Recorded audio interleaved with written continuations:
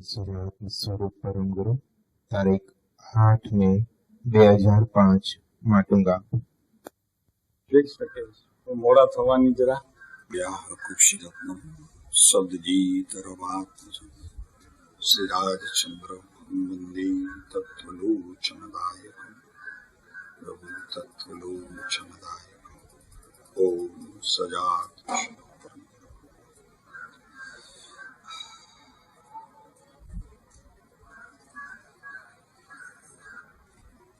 ત્રીજી ગાથા આત્મસિદ્ધિની બધાએ સાથે બોલવાની છે.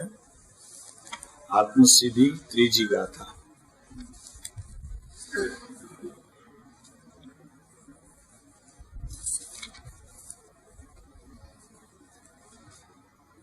કોઈ ક્રિયા જળ થઈ રહ્યા શુષ્ક જ્ઞાનમાં કોઈ માર્ગ મોક્ષનો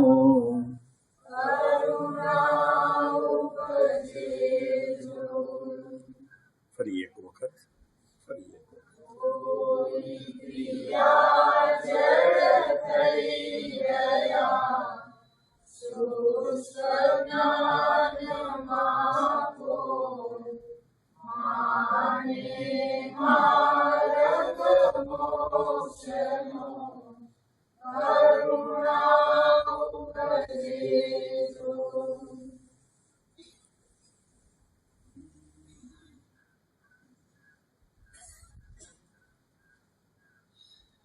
બીજી ગાથામાં એવો ભાવાર્થ આવ્યો કે મોક્ષ માર્ગનો આ કાળમાં બહુ લોપ થઈ ગયો છે.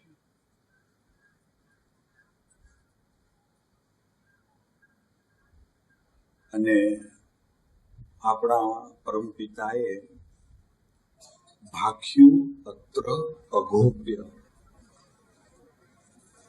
એકદમ સ્પષ્ટ કરીને આ વાતનો ખુલાસો કર્યો કે અમે અત્યારે આત્માનો ભોગ લઈ રહ્યા છીએ. અમને આત્મા હસ્તગત થયો છે આ પંચમ કાળમાં. અમને રાગનો ભોગ નથી. સંસારના કોઈ પડખાનું દુઃખ પણ નથી. અમે તો આત્મિક સુખને માણી રહ્યા છીએ.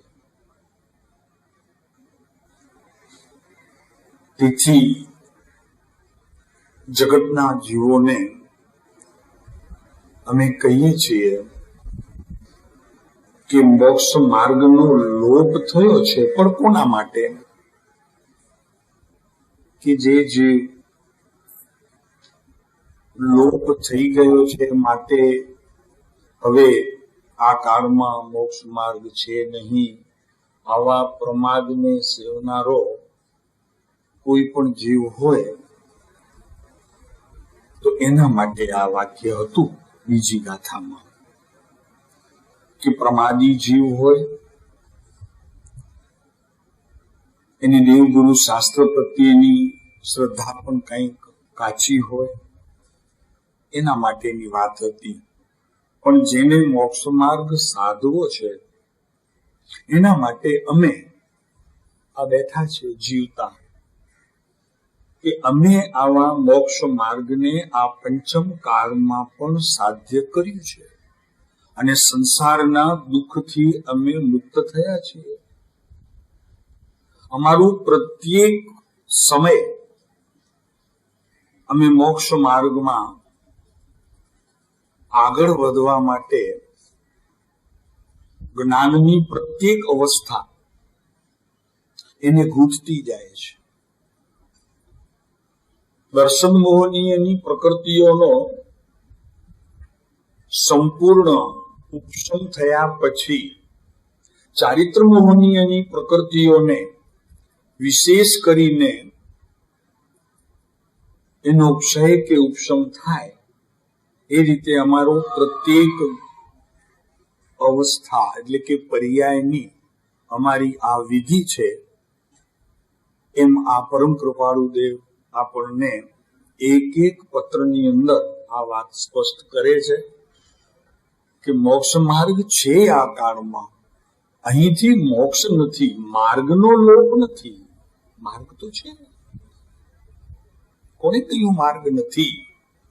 દયા નથી આ કાળમાં, ક્ષમતા નથી, ક્ષમા નથી, મધ્યસ્થ પરિણામ નથી, સરળપણું નથી. બધું છે. જો ઈ છે તો ઈ મોક્ષ માર્ગ છે. એટલે આ ત્રીજી ગાથાની અંદર સહેજ વિશેષ ચેતવણી આપી કે અમુક બહિર લોકો દ્રષ્ટિ એમ કહે છે, જેની દ્રષ્ટિ બહાર છે, અંતરંગ સ્થિતિ નથી, બહિર દ્રષ્ટિ, બહારનું જ બધું જુએ છે. અને ભગવાને જે કઈ ક્રિયા બતાવી એનો આ અધ્યાત્મની વાતો કરનારા છેદ કરે છે. એવો એક મિથ્યા દ્રષ્ટિઓનો કે જેની દ્રષ્ટિ બહાર છે, એવો એનો એક અધ્યાત્મની વાતો કરનારા ઉપર આ આરોપ છે.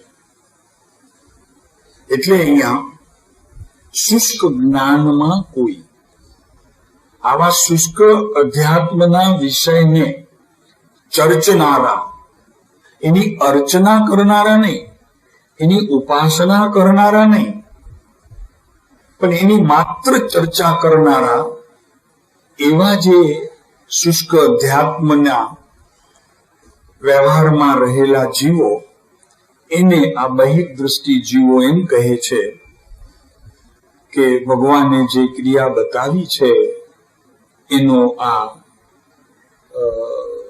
અધ્યાત્મ દ્રષ્ટિ વાળા વિરોધ કરે છે, ઉચ્છેદ કરે છે.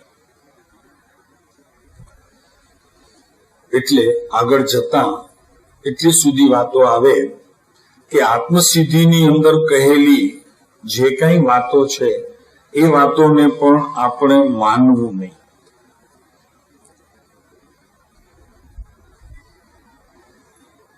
એમ કહીને વિરોધ કરે છે કે શું એકલો આત્મા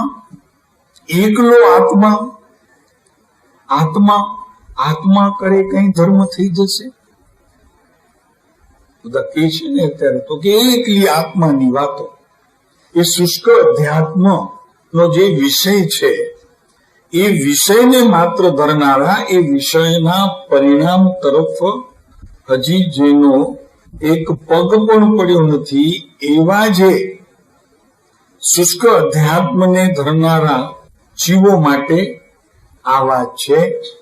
અને એના માટે આ બહિર્દ્રષ્ટિ જે જીવો છે એ એવી વાત કરે છે કે જે ક્રિયાની પ્રાધાન્યતાથી પોતાને ધર્મ થયો એમ માને છે.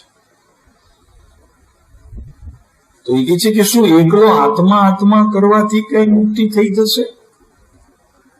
કઈ કરવાનું નહીં.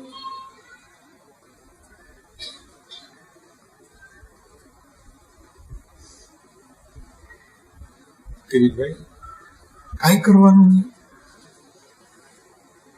હા, એવા જીવો માટે ચોક્કસ કૃપાળુ દેવે આ ગાથાની અંદર ચેતવણી આપી છે કે એકલી નરી આત્મા રાગી નથી, આત્મા દ્વેષી નથી, આત્માને સંસાર નથી, આત્મા તો શુદ્ધ છે, એમાં અશુદ્ધતા પ્રવેશતી નથી. એક સમયની અવસ્થામાં કદાચ પ્રવેશતી હોય તો હું તો ત્રિકાળી ધ્રુવ છું. આ અશુદ્ધિ આવે છે તો એક સમયની પર્યાયમાં, પણ હું તો ક્યાં એવડો છું, હું તો ત્રિકાળ શુદ્ધ છું, સદાય સનાતન શાશ્વત રહેવા વાળો છું, માટે મને આ કઈ છે નહીં. એવા પ્રકારના શુષ્ક અધ્યાત્મની વાતો સાંભળી અને બહિર્મુખ જીવો એમ કહે છે કે એકલી આત્માની વાત કરવાથી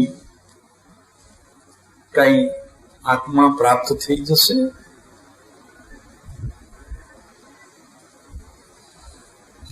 અને એ જ અધ્યાત્મ દ્રષ્ટિ જીવો એમ કહે કે આ બધા ક્રિયા કર્યા કરે છે આખો દિવસ, સવારથી તે રાત સુધી ઉપાસ રહે, છોડતા નથી. એક ક્રિયા કરી લીધી, મંત્રનો જાપ, તો કે હવે ગવલી કરો. એ કરી લીધું તો કે હવે આ કરો, હવે આ કરો, હવે આ કરો. એમ આખો દિવસ સવારથી રાત સુધી ઉપાસ રહેમાં એકને છોડીને બીજી ક્રિયામાં રચ્યા પચ્યા રહે છે. તો શું એનાથી મોક્ષ થશે? શું એનાથી મુક્તિ મળશે? એમ કોણ કે છે?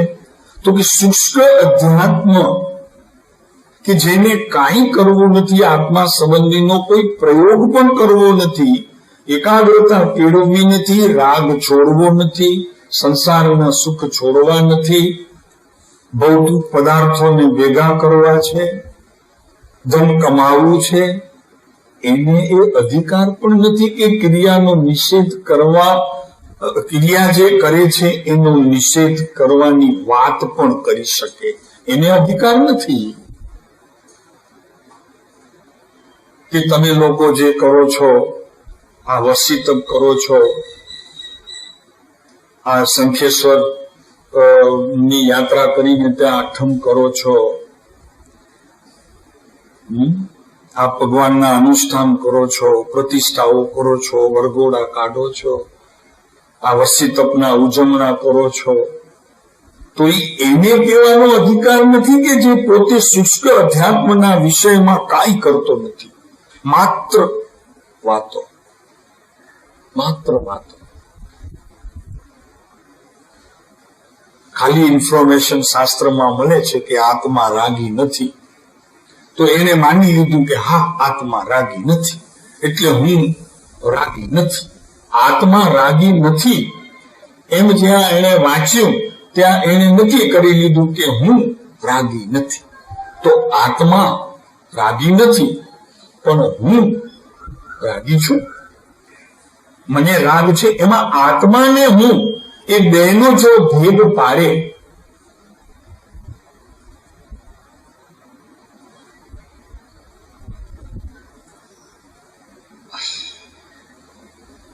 પાડવો જોઈએ કે નહીં?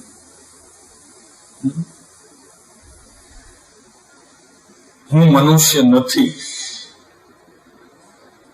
સારી વાત છે, હું મનુષ્ય નથી, પણ એ મનુષ્ય નથી એવો આત્માથી ઉઠતો રણકાર છે કે પછી શાસ્ત્રમાં ઇન્ફોર્મેશન છે કે મને આ ચાર ગતિની કોઈ પણ સ્થિતિ હોય નહીં? શું છે વાસ્તવિકપણે? તો ત્યાં છૂટો પણ તો કે આત્માને ચાર ગતિ નથી, પણ મને ચાર ગતિમાંની એક ગતિ અત્યારે મનુષ્ય છે, એ તો ઉદયમાં છે, અને 3 સત્તામાં છે.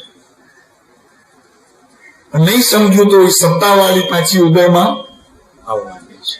એમાં હું ને આત્મા બે જુદા પાડે પછી વિચાર કરે. એટલે અહીં શુષ્ક અધ્યાત્મ જ્ઞાનીના વિષયને ધરનારા એવા અવિવેકી જીવો શુષ્ક અધ્યાત્મમાં રમનારા માટે આ આરોપ કરે છે, અને શુષ્ક અધ્યાત્મમાં રહેવાવાળા એને ક્રિયાનો નિષેધ આવે છે. કૃપાળુદેવ કહે છે કે બાહ્ય ક્રિયા અને શુદ્ધ વ્યવહાર, બાહ્ય ક્રિયાને ઉથાપનારો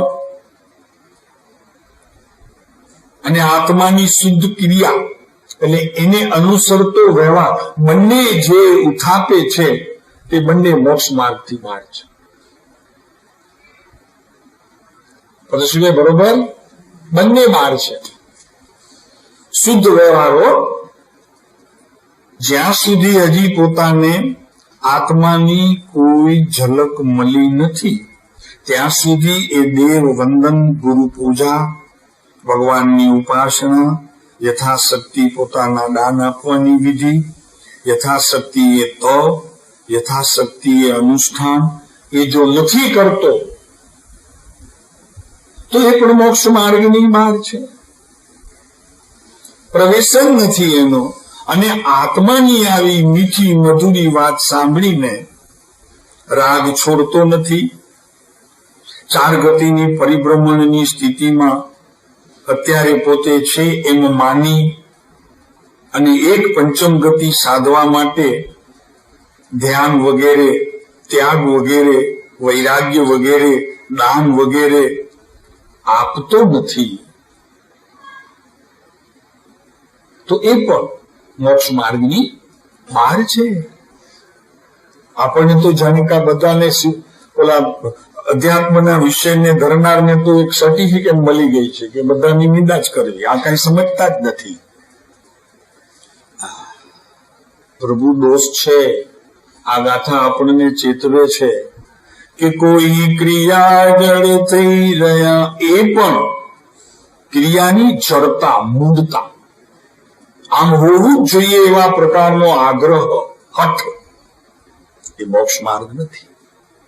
સહજતાએ થતી આત્માના કોઈ એક શુદ્ધ ભાગને અનુસરતો શુદ્ધ વ્યવહાર આદરણીય છે, પૂજનીય છે.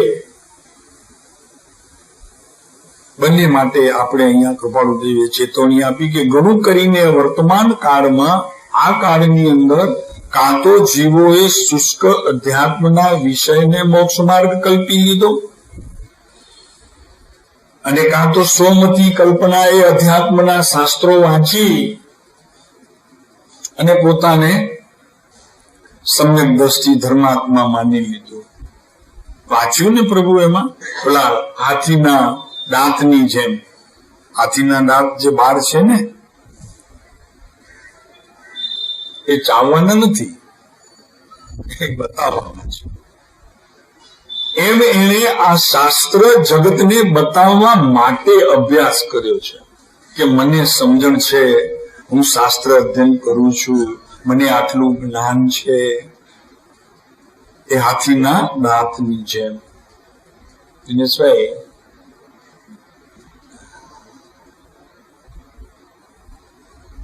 જ્ઞાનનું ક્ષયોક્ષમ સારું નથી.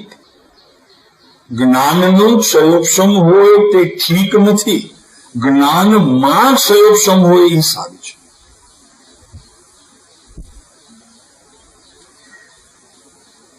ज्ञान के अंदर जो क्षयोक्षम है वो अच्छा है. ज्ञान में जो क्षयोक्षम है तो दुनिया को दिखाने के लिए है. જ્ઞાનનું ક્ષયોક્ષમ અને જ્ઞાનમાં ક્ષયોક્ષમ એ બેમાં ઘણું અંતર છે. જેને જ્ઞાનનું ક્ષયોક્ષમ છે એ તો નરી વાતો કરવાનો. આત્મા રાગી નથી, આત્મા દ્વેષી નથી, આત્માને ચાર ગતિ નથી. પણ જેમ આગળ કીધું તેમ કે આત્માને નથી પણ તમે છે. કેમ કે તું હજી આત્મા છો નહીં. તો કે સાહેબ શું વાત કરો છો, હું જળ છું? જળ નથી, પણ ચેતન આત્મા અને જળ એ બે મળીને જે અવસ્થાઓ તારી થાય છે એ અવસ્થા તે મારી છે એમ તારી મિથ્યા માન્યતા હજી મટતી નથી.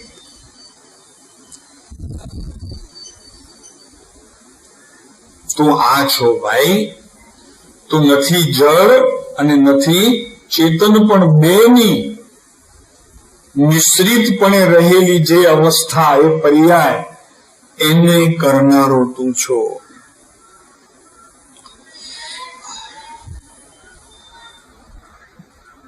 આ તો એના જેવું થાય કે ઓલું મોર નાચે ને તો પેલા આગળના ભાગ વાળાને તો બહુ મજા આવે.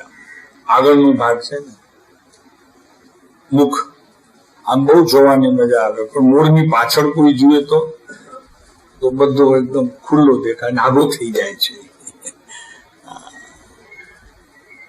એમ અહીંયા શુષ્ક અધ્યાત્મના વિષયને ધરનારો વાતો કરે ત્યાં સુધી સારું, પણ એનું આચરણ જોવામાં આવે તો સાવ એકદમ એનાથી પણ કે છે અહીંયા ચેતવા જેવું. કોઈ કહે કે દયાથી અને પુણ્યથી, અને કોઈ કહે શાસ્ત્ર અભ્યાસથી, પણ એ બધી વાત અહીં આ ગાથામાં બહુ સ્પષ્ટ ચેતવણી આપી છે કે અનંતકાળ આત્મધર્મના નામે ઘણું બધું આ જીવે કર્યું છે. અનંતવાર જીવ દીક્ષા, અનંતવાર મુનિપણું, અનંતવાર આચાર્યપણું, અનંતવાર શાસ્ત્ર અભ્યાસ, એ બધું અનંતવાર જીવે કર્યું છે, પણ સત સુન્યું નથી, સત મળ્યું નથી, સત શ્રદ્ધ્યું નથી. આ વાત બહુ સમજવા જેવી છે. આપણને એમ લાગે કે અત્યારે અહીંયા સનાતન ધર્મની વિશેષ કરીને વાત કરવામાં આવે છે, તો એમાં અધ્યાત્મની અને આ ક્રિયાની વાત વિશેષ કરીને લેવામાં આવે છે. પણ શ્વેતાંબર શાસ્ત્રોની અંદર પણ આનંદનજી મહારાજે બહુ સરસ વાત કરી છે.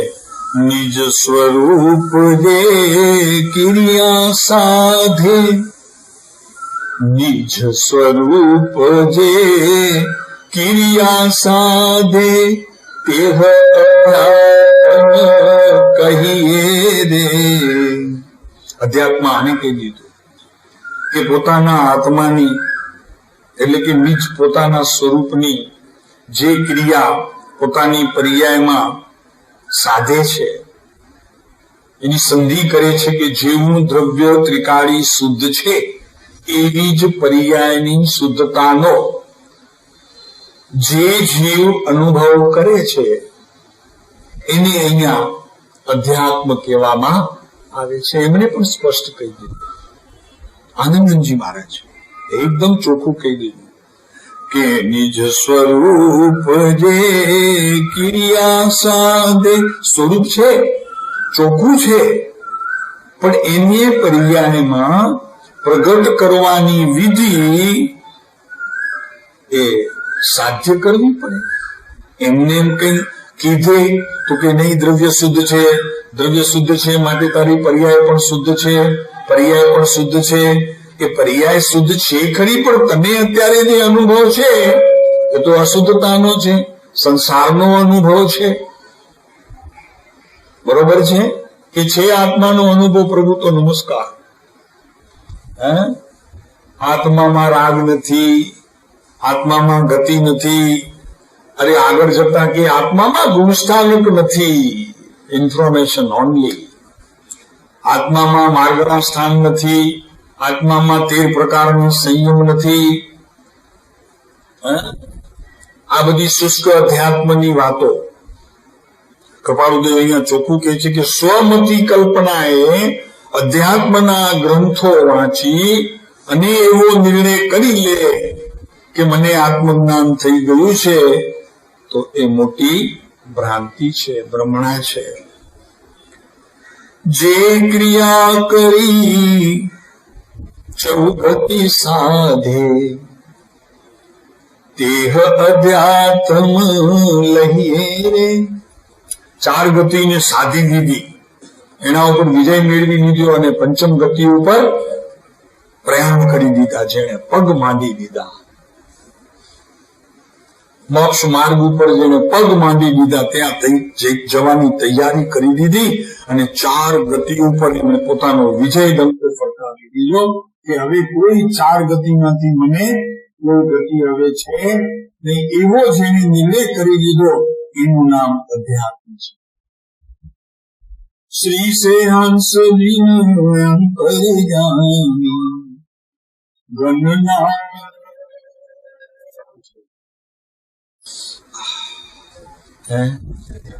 અંતર્ધ્યાન, ગણનામી તે અંતર્ધ્યાન. 11મું સ્તવન શ્રેયાંશ ભગવાન છે ને, આ એનું સ્તવનમાં આ વાત કરી છે આનંદનજી મહારાજ.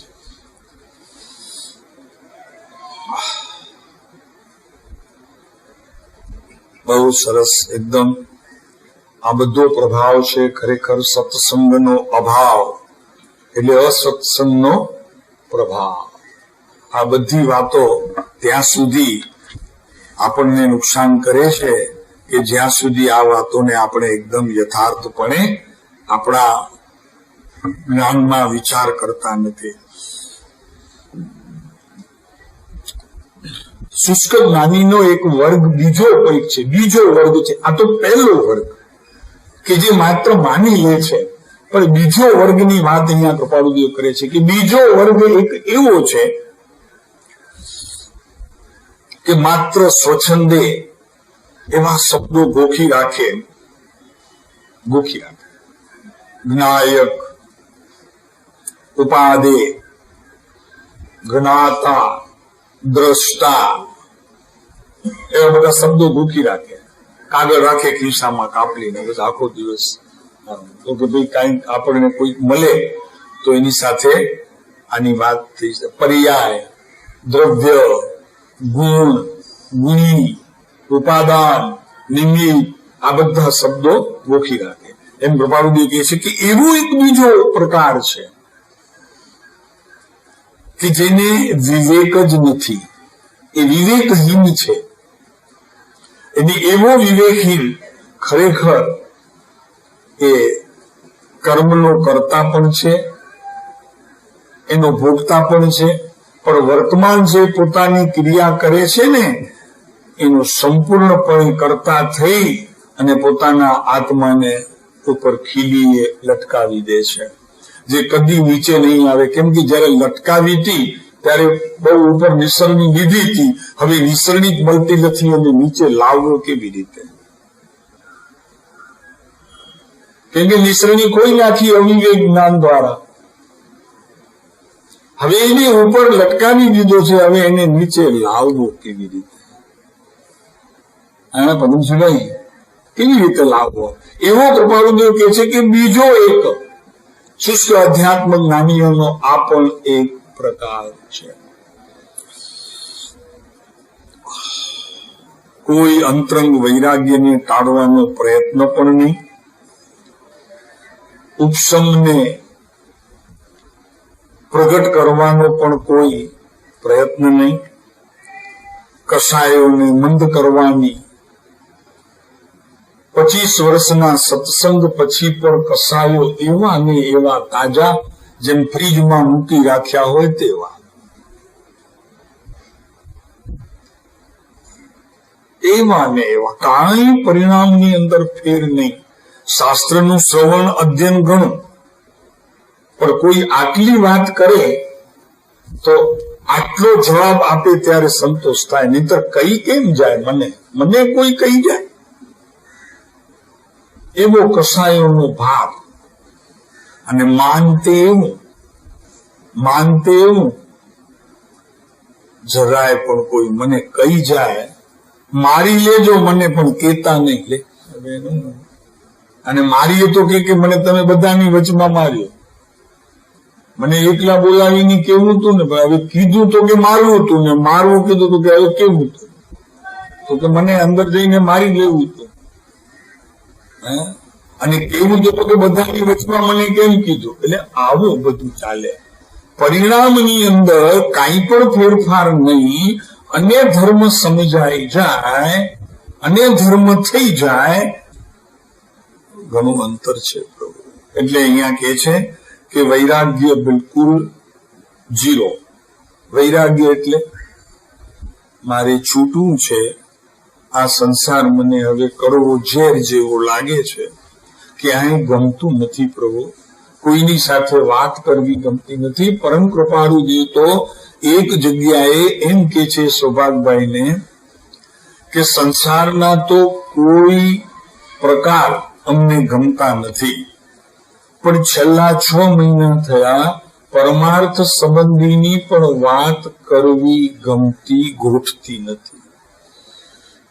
એવું જાણકાર થઈ ગયું છે કે કોઈ પરમાર્થની વાત કરે, આત્માની પણ કોઈ વાત કરે તો ગમતી નથી. કેટલું બધું વૈરાગ્યનું પ્રભુ વેદન હશે એમને કે બસ એક જ વાત, છૂટો છૂટો, બસ હવે નહીં પ્રભુ, બસ થયું, ઘણું થયું.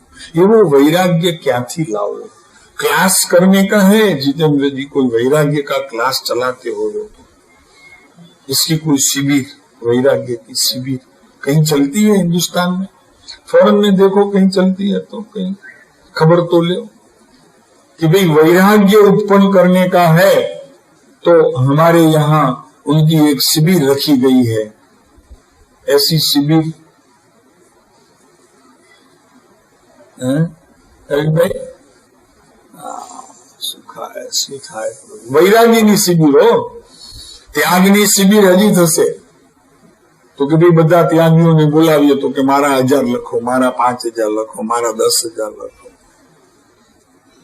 મણિભાઈ, વૈરાગ્યની શિબિરો છે એનું સ્થાન છે.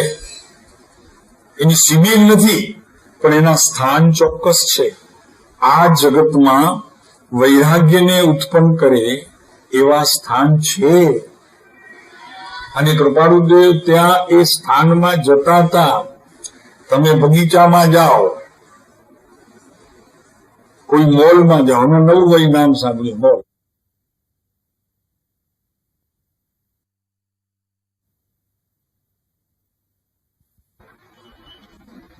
એ ખબર નહીં કયું મોલ હશે, ખ્યાલ છે કોઈને? અહીંયા કોઈ મોટી ઉંમરના હોય તો ખબર પડે. મોલ નહીં, એમ નહીં, મોલ ઓળો તો મોલ એ નહીં. મોલ એટલે બીજું કઈ લગ્નમાં ગવાય છે ગીતમાં. કોઈને કડી ખ્યાલ હોય તો કયો ને પછી.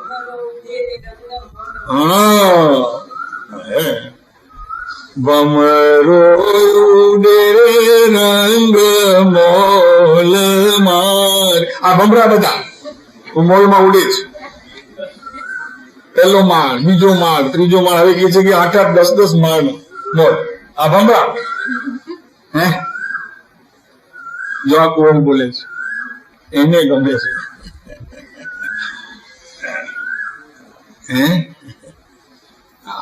શું થાય પ્રભુ?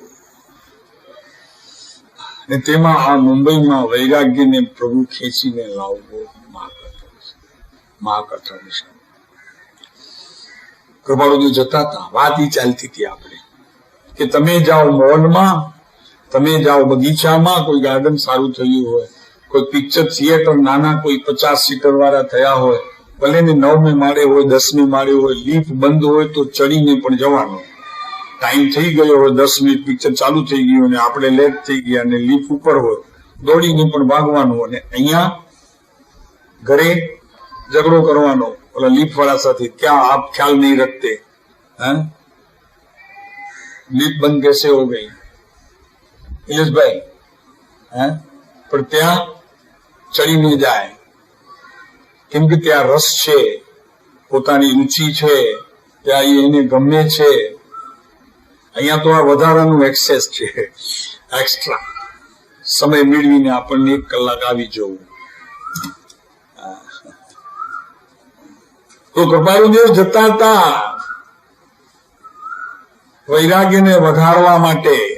જ્યારે વૈરાગ્યમાં ઢીલાપણું આવે ત્યારે કૃપાળુદેવ કે પદમસિંહભાઈ ફરવા ચાલશો? પદમસિંહભાઈ આપણા કચ્છના હતા. એમને કે ચાલશું ફરવા માટે? તો કે હા સાહેબ ચાલો. પછી નાના શંકરની વાડી બહુ એકદમ મજાની, ત્યારે આમ ઘણા બધા ફૂલ ખીલેલા, પણ બીજા બધા કરમાઈ ગયેલા આવે. ત્યાં ફૂલ ઘણા પણ આવે બધા કરમાઈ ગયેલા. ત્યાં નાના શંકરની વાડી ખબર છે દિનેશભાઈ? નથી? નાના શંકરની વાડી ખબર નથી? ચંદનવાડી ઉપર બહેનોને ખબર ના હોય નાના શંકરની વાડી, કારણ કે એમને જવાનું ન હોય. આમ ક્યારેક બહારથી જાય પણ અંદર જવાનું ન હોય. તો એ કૃપાળુદેવ ત્યાં શમશાનમાં, નાના શંકરની વાડી એટલે ત્યાં શમશાન છે. તો વૈરાગ્ય જ્યારે બહુ ઘટી જાય અને સંસારનું કોઈ પડખું કૃપાળુદેવને સહેજ પાડી નાખવાની સ્થિતિમાં આવે ત્યારે તરત જ તત્ક્ષણે, એમ નહીં સાંજના જઈશું એમ નહીં, તત્ક્ષણે તરત જ શમશાનમાં જઈને બેસી જતા હતા. જીતુભાઈ, शमशान में ये कृपालुदेव बैठ जाते थे वहां 1 घंटा 2 घंटा. वो आते हैं ना सब डेड बॉडी, इससे वैराग्य बढ़ जाता है. એનાથી વૈરાગ્ય ખૂબ વધી જાય. તો શિબિરો નથી ગોઠવાતી એની, અને સ્થાન છે એ સ્થાન. અને મને લાગે છે લગભગ બધાના પરામાં જ્યાં જ્યાં કોઈ રહેતા હશે એ બધામાં છે. ચકુભાઈ છે કે નહીં તમારે અહીંયા માટુંગામાં બી?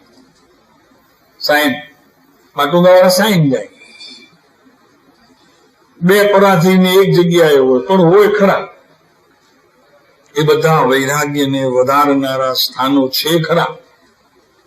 તો એ કે છે કે વૈરાગ્ય, ક્રોધ, માન, માયા, લોભ, મોહભાવ એ ટાળવાનો પુરુષાર્થ નહીં, એ ટાળવાનો પુરુષાર્થ નહીં.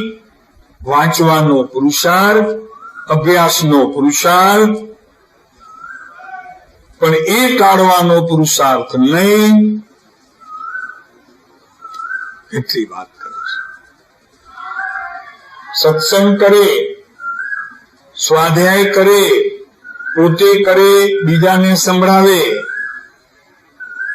પણ ઉપસમ ભાવ, કસાયો બિલકુલ નહીં, ત્યાગ બિલકુલ નહીં. માન પૃથ્વીમાં સમાય નહીં એટલું, લોભ ત્રિજોરીમાં માય નહીં એટલું, ક્રોધ સામે આવતો વ્યક્તિ ઉભો ને ઉભો સળગી જાય, અને માયા છળ કપટ કેટલી. એ કે છે કૃપાળુ તો કે આવું બધું આ જીવે અનંતવાર શાસ્ત્ર અભ્યાસ કર્યા પછી પણ આના તરફની હજી દ્રષ્ટિ ગઈ નથી. એટલે ક્રિયાની જડતા છૂટતી નથી અને શુષ્ક અધ્યાત્મના વિષયમાંથી કઈ મળતું નથી. અને મોહની સાથે પોતે સતત પરિણમતો હોય અને માની લે કે મને આત્મજ્ઞાન થવાની તૈયારી છે. એ અનંત જ્ઞાનીની આશાતના બરાબર છે. એક પુસ્તકને વ્યવસ્થિત રીતે નહીં ગૂંચવીએ એ આશાતના તો છે જ, પણ સૌથી મોટામાં મોટી જ્ઞાનીઓની આશાતના એ છે કે કસાયનો એક કણ ન ઘટે, શાસ્ત્ર વાંચે, એના અર્થ મનગમતા કરે, શુભ ભાવમાં ધર્મ માનીને પણ પોતાને તો એનો નિષેધ આવે, બીજાને તેને ત્યાંથી હટાવવાનો પ્રયત્ન કરે. તો કે શું આખો દિવસ ક્રિયા લઈને બેઠા છો? એવા જીવો ખરેખર અનંત જ્ઞાનીની આસાધના કરે છે, તીર્થંકર પરમાત્માની આસાધના કરે છે. અને એ આસાધનાનો દોષ ઘણું મોટું છે, ઘણો મોટો છે. પ્રભુ તો અનંતાનુબંધીમાં લઈ જશે. એ અનંતાનુબંધી ફરી પાછો એક વખત નિગોદની યાત્રા શરૂ થઈ જાય ત્યાં સુધી એ નુકસાન કરે છે. નીતિમત્તાને તજીને શાસ્ત્ર ભણે,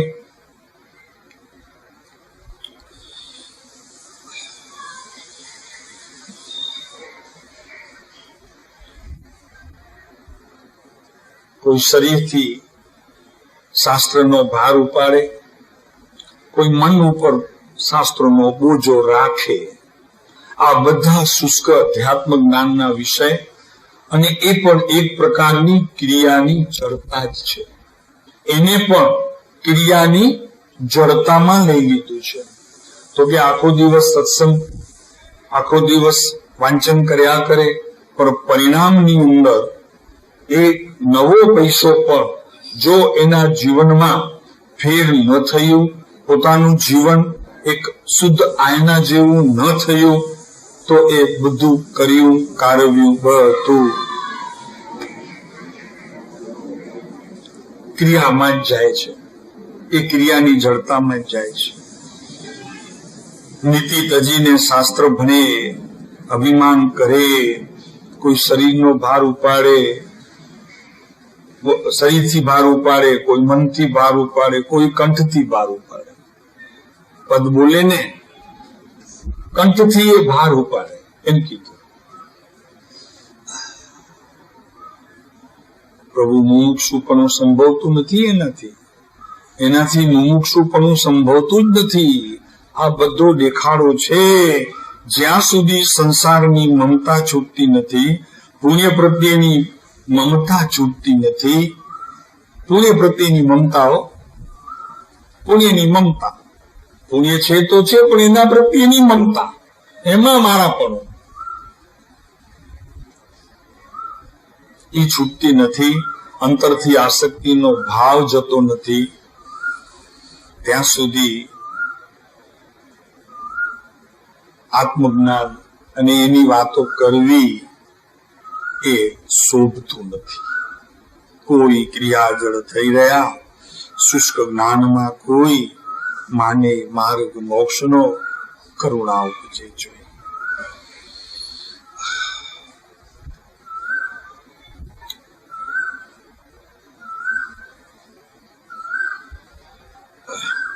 અમારો વધુ સમય નહીં લઈએ, આજે પોણું જ કલાક ચલાવશો, કેમ કે 1 કલાક પહેલા બેઠા છો, 15 મિનિટ પહેલા આવીને બેઠા હશો, અને અત્યારે પણ હવે પાછા પોણો કલાક થયો છે, એટલે અત્યારે આ પોણા કલાકમાં આપણે વિરામ આપીશું. પછી બીજા રવિવારે થોડીક એની વાત કરીને ચોથી ગાથાનો વિચારણા કરીશું. ઓમ સુખદામ.